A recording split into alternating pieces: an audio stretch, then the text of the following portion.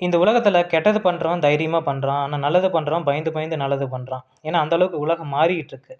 ஒரு காலத்துல ஒரு மனிதனிடமிருந்து பணத்தை பிடுங்க வேண்டும் என்று சொன்னால் அவன்ட்ட பிக் பாக்கெட் பண்ணுவாங்க பஸ் ஸ்டாண்ட்லயோ, ரயில்வே ஸ்டேஷன்லயோ. ஆனா இன்னைக்கு அப்படிப்பட்ட சூழ்நிலை இல்ல.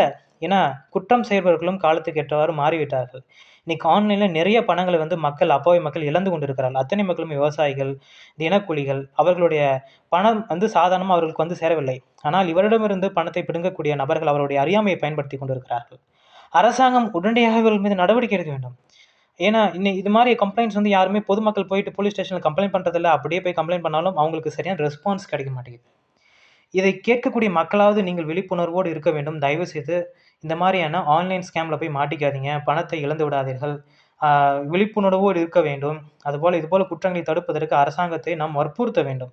ஏன்னா, நம்ம குற்றவாளிகளுக்கு ஏற்றவாறு நாமளும் கொஞ்சம் மாறிக்கொள்ள வேண்டும். இல்லை என்று சொன்னால் அவர்கள் நம்மை முழுவதுமாக வென்று